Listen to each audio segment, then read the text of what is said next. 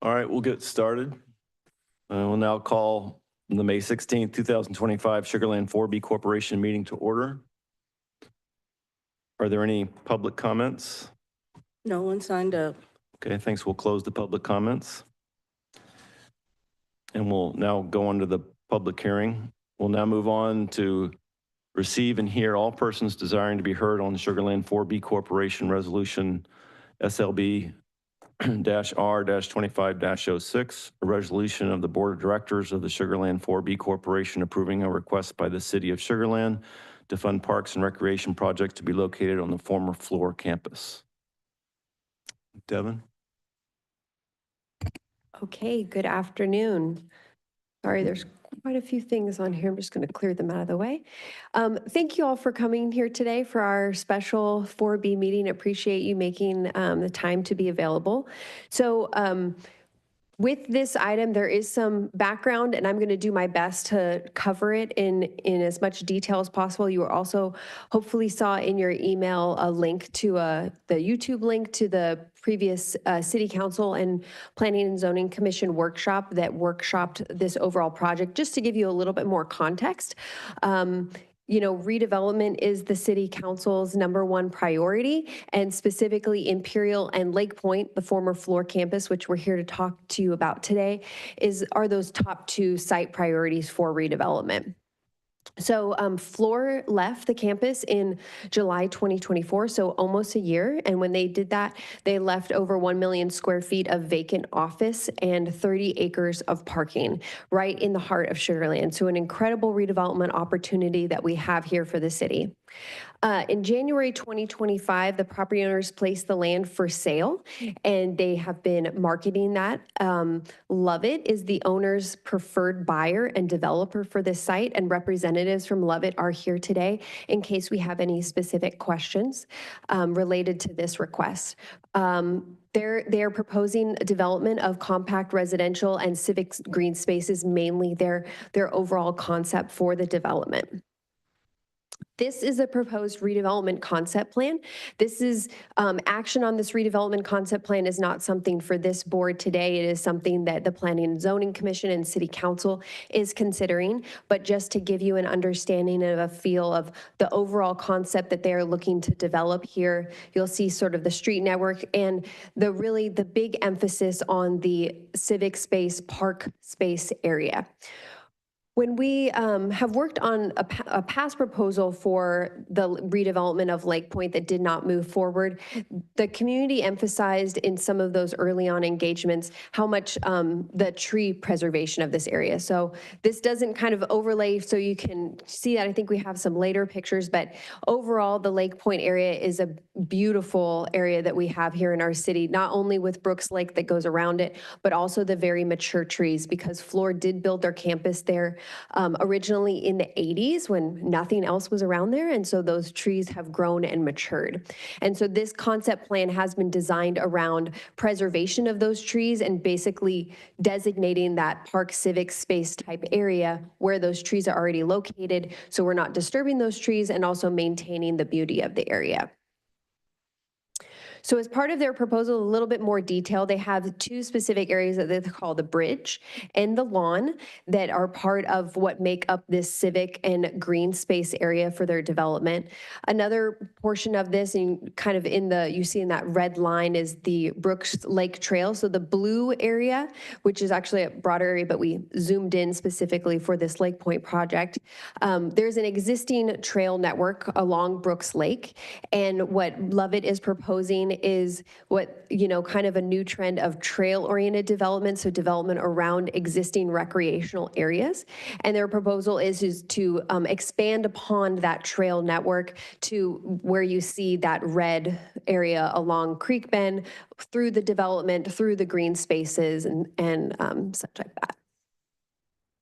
So this kind of in comparison is this is the blue 1.8 miles is the existing Brooks Lake Trail, and they're looking to expand that trail network throughout their development to really double the amount of the trail area that is available for this area. So here are some just conceptual drawings to really demonstrate, what the feel and look of the civic space. Again, this is not to make some create like new park space, but it's to preserve what we have existing and really try to maintain and not disturb these mature trees as much as possible. But this is a credible opportunity because there is this space of mature trees and open green space that there could be future programming type ideas, whether that be through special events, private events. We see out here in the plaza all the time, kids just bringing their ball and setting up a soccer game right here out in front of the plaza. So when we have these open space opportunities, it lends to all sorts of different pop-up type things happening. Here's another picture, again, the bridge. This is that entry into the development. So from Floor Daniel Drive off of Highway 6, again, preserving that existing tree line and making it this open space. So the proposal that is in front of you today is the city requesting funding towards this civic and green space with negotiations with Lovett for their project. But I wanted to just cover in general, like, why are we kind of requesting this money? We have the city council's #1 priority is redevelopment. When we're looking at redevelopment projects, it's a very different set of toolbox that we have to look at versus some of the projects that maybe we've done in the past where you more of like incentivize a business to come here, or we develop a project ourselves, like when we did Constellation Field. When it comes to redevelopment, initial costs for these redevelopment projects are usually higher than greenfield because you have these existing conditions that need to be removed or rebuilt or remediated. And some of those complications and those higher costs can deter private development. And usually what you have is this gap to make your project really work. And so public funds can bridge that gap and leverage that private investment to make the projects viable and to provide that public benefit. So thankfully in Sugar Land and the state of Texas allows us to have lots of different tools in order to do these types of economic development projects. And so we have a history here at the city of really utilizing a variety of financing tools, including 4B that has done a lot of different projects to deliver on these high priority economic development projects. So the request here is resolution SL4B R25-06, but the city is requesting $7 million to support the creation of 5+ acres of park and civic space. The actual acreage is probably much larger than 5, but again, with this concept plan and as we continue to work with Lovett to develop this plan, we're requesting that $7 million. 3.6 million would come from the Reserve for Opportunity, and 3.4 million would come from the Sugar Land 4B fund balance. So this action is not part of this specific action today, so we'll need to bring this portion back, but it would require a budget amendment, which would mainly the budget amendment is for that 3.4 million from the 4B fund balance. We can always come to the board and request and say that we'd like to use the remaining Reserve for Opportunities, right? That's what it's there for these opportunities that come throughout the year that we don't anticipate, but it would require a budget amendment in order to pull that 3.4 million from our fund balance towards the overall 7 million. So here's some of the other next steps and other actions. Tonight, there will be a joint city council and planning and zoning public hearing for the redevelopment concept plan. On May 12th, there's going to be planning and zoning's consideration and recommendation on the redevelopment concept plan. And then we'll have to bring back the 4B budget amendment, but we'd previously planned to have that on May 13th. So the action just today would be to hold that public hearing and approve the funding resolution in the amount not to exceed $7 million for the development of the park and civic space in Lake Point Green.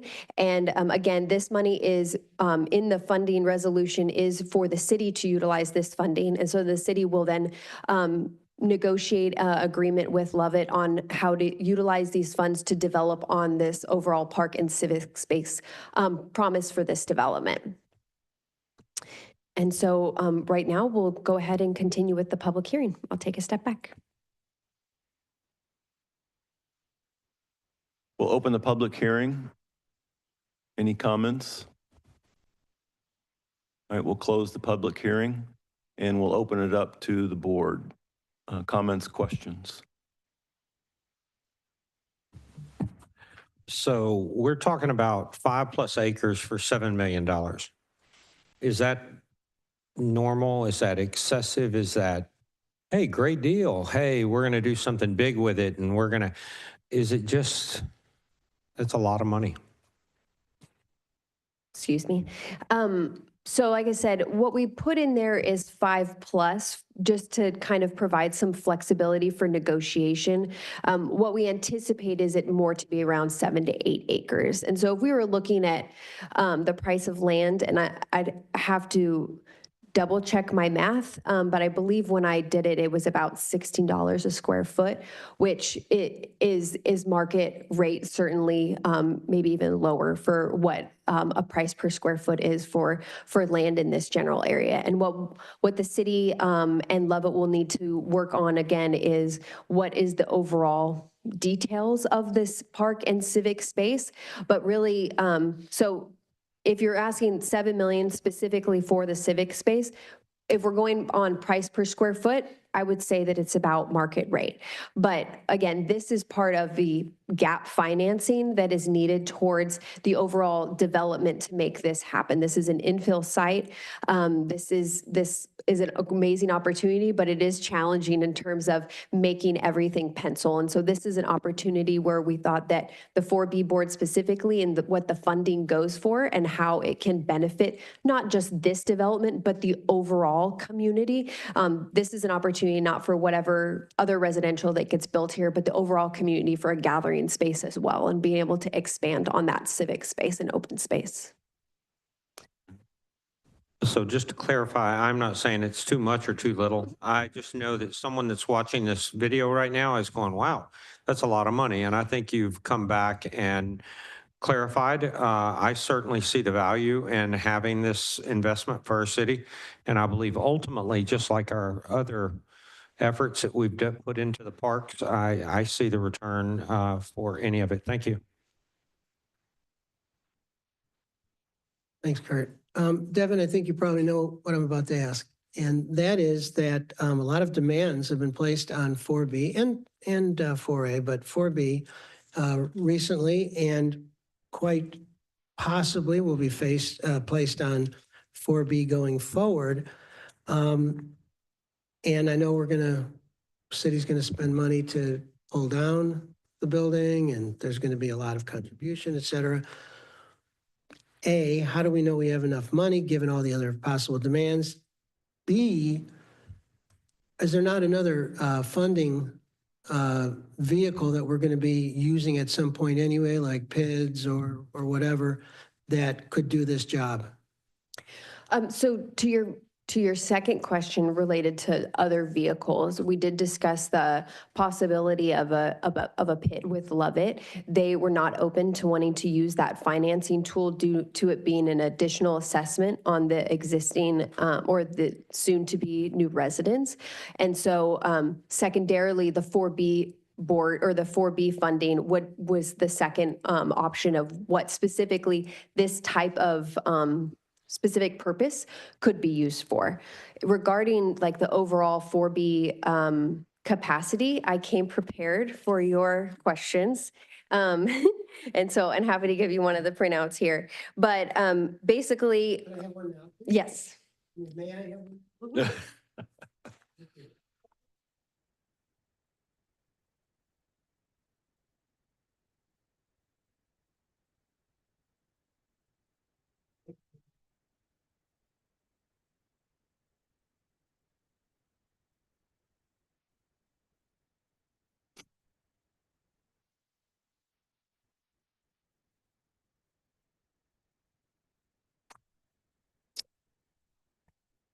All right, so if we go down in the fine print, I might have to get glasses here soon. For the FY25 budget, you'll see in the economic development incentives line items, this is already reflecting pulling the 7 million from reserve for opportunity and from the fund balance and putting it into that economic development incentive line item. So you see the 9,037,500. So that was 2,037,500. We've added 7 million to that. We have reserved still $1 million in reserve for opportunity for FY25. And so our ending fund balance would be $11.7 million. If you go down in terms of other assumptions that we've made, maintaining money still in reserve for opportunity in FY26, FY27, FY28. This also reflects the debt service that was just approved with the certificate of obligation for the Imperial project as well. So the debt service that's in here where it says transfer to debt service fund, new CO, that is reflected there. So we have our existing debt service and the new debt service. So really down to FY30, again, keeping assumptions and comfortable with still transferring money for capital improvements, like making some of those long-term planning decisions. The lowest amount that the fund balance gets to is 6.2 million in FY30, and that is still a bond coverage ratio of 6. Question? Question? Sure. Thank you. So Devin, we're looking at the debt service, we're looking at expenditures. What is the revenue based on? Because I see the revenue being increased some. How are you gauging the revenue income?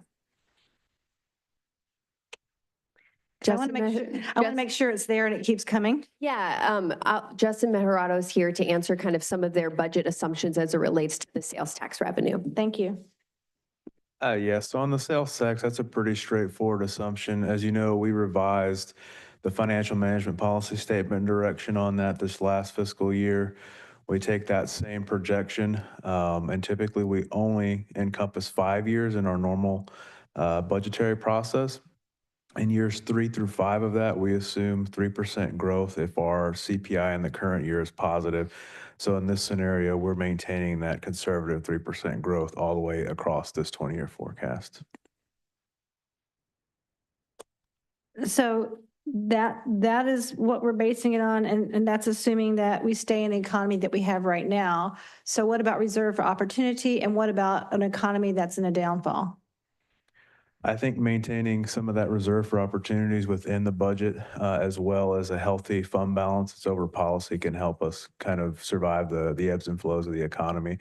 Right now, based on what we've been seeing in sales tax collections year to date, I'd say we're still a little bit on the conservative side, but we monitor that on a monthly basis so that way we can react if necessary. And I realize we agreed to draw down the fund balance for this purpose, because we'd rather use it for things that matter rather than sit on it for no reason. So I agree with that. I just want to make sure we have a healthy balance left in case of disaster or in case of new opportunities besides this. So that's why this question keeps going on. Do we have enough money to do this? Because this project is not the question. It's making sure we have the money to keep doing projects like this. Yeah, so just to add a little bit more, I guess, color to this conversation, when we started looking at options for the Imperial project and how we were going to approach that and how we were going to finance that, in conversations with our financial advisor as well as our bond counsel, it was sort of like, okay, look, we have Imperial, we also have Lake Point, we also have these other projects or opportunities that we don't even know about. What is our best approach moving forward for tackling all of this that we know that we want to do? And that's where we had come to, okay, we don't have enough cash on hand to move forward with the Imperial acquisition. Like we have to issue debt. But the thought process was, and the advice from our financial advisor was, let's issue this debt for Imperial. You still have a lot of cash reserve in the corporations to then still capitalize on all these other opportunities that you have. So we had anticipated, we knew we were going to need to do this debt for Imperial, but it was going to preserve our cash for for Lake Point and for these other projects that either we knew about or that we don't know about yet that we would really want to capitalize. So this is something we've been planning for. Right, and I appreciate that. And again, it's not about the project. This is well worth it. I just want to make sure that we're able to move forward because this project alone might call for something else. Okay. I have another question. Is that okay? I just have a lot of questions. Good. So you talked about improving the bike trails and the walking trails. Are they the same trails that we have right now? Are we going to change the bike trails? Are we going to add walking trails to what we have? Because it's kind of consistent with the bike trails. I don't Or do we know yet? Yeah, I don't think that we know that level of details. Like, that's why I wanted to emphasize that this funding resolution is to provide this board to provide this funding to the city. And the city is going to be working with Lubbock through an agreement to finalize, what are the expectations and details to make sure that we're going to be getting, one, we're going to get this project to happen. Right. And two, what are the other kind of details as it relates to amenities and what those things look like? A lot of those details we just don't know yet. Okay, and I know there may be more questions. I'd like to put a motion to approve on the table. Thank you. We have another question. So I watched the video, and if I'm out of line, somebody stop me. I thought there was a tremendous amount of confusion or disagreement that a bunch of the council wanted retail. The Levitt group actually used the words that we're not the group for this, if that's what we're looking for. And I guess my question is, before we spent $7 million, do we have a plan? And are we solidified in what the council wants to do with this? Because you're all, I'm sorry, but we're probably gonna come back if we get something going with the Char project, Char House, that we're gonna want more money for that. And we're spending over half of our resources right here. So two things I would say is, just to clarify, the planning and zoning and the city council will need to be making those decisions on that concept plan. But we're on a very tight time frame right now to even we have multiple kind of lines that are happening at the same time for this project to even be considered in happening, right? So there's multiple things happening at the same time. Yes, that conversation happened at City Council and Planning and Zoning. That was a workshop. The conversation that happens tonight for the public hearing could be something totally different. So in sharing that YouTube link, it wasn't sort of to share maybe all the commentary that was happening around the concept plan, but I wanted you all to hear, because maybe I wouldn't have the time to give the details of what they demonstrated in terms of their vision for this project. There was also a community meeting that was held the next night that 100 people attended, and it was actually a very different conversation. So there wasn't a lot of conversation about the retail. It was more concerns around, what is this impact going to be when construction is happening? What is the phased approach? There were some people that had questions about multifamily or kind of the typical development concern type questions. But overall, I think that there was, my impression of the meeting, and somebody else could have a different impression, was overall a positive sentiment that folks were excited about this concept, about the trails, about the open space. There was certainly a lot of questions around wanting more details about, well, what kind of programming, right? And again, like, we just aren't in a position to have those level of details right now. So that's why I want to emphasize that this funding is a funding resolution for the city, towards the city, and the city will then need to negotiate appropriately or use the funding itself on that ultimate vision. But that's kind of where the responsibility, I guess, is shifting to, is what I'm saying. It's not like the 4B board is contracting to give this money to Lubbock without those level of details. What we're doing is kind of telling the city, yes, we can use 7 million of 4B funds. If the agreement doesn't work out, if those details, that 7 million is just going to come back to 4B. That the funding resolution would just be null and void, and so that money would never leave the 4B corporation. Related to, your question around Imperial, like, what are the other costs? I don't know until we get into the procurement process and get a partner on board. But with the 50 million certificate of obligation that we did, it did include the first phase of extensive mothballing to the Char House and also other, capital costs related to parking lot, utilities, those types of things. So we do feel good that it was given the right amount of funding for us to get to the next stage to have that negotiation with a master developer. Can I, Follow up. the Imperial question was more just a broad statement. I wasn't trying to throw a dart at that. No, I understand. And again, like, that's why kind of to the question around the financial advisor and with our bond counsel, why we've been having these financial planning discussions, right? We know we have a lot of opportunities. We know we have priorities. What is the best approach for us to go about that? And so that's why we've moved forward with the CO while preserving our cash so that we can capitalize on some of these opportunities. Any other questions? So the night we received the presentation about this, as a council member, I am always going to express my feelings because I represent so many people. And I want everyone to be absolutely clear about my intention. This is the right program. This is the right plan for our city. This residential is going to be absolutely stunning, and it's going to bring the consumer. It's going to bring our city together like never before. So I just want to be real clear. I am absolutely thrilled about this project. Any other comments?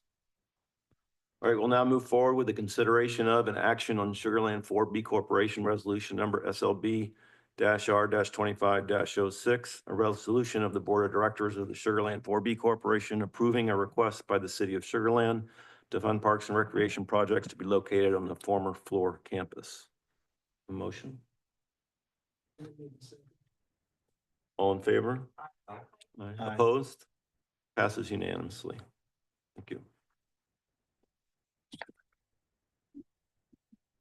That's it. A motion to adjourn? Second? All right, we're adjourned. Thank you.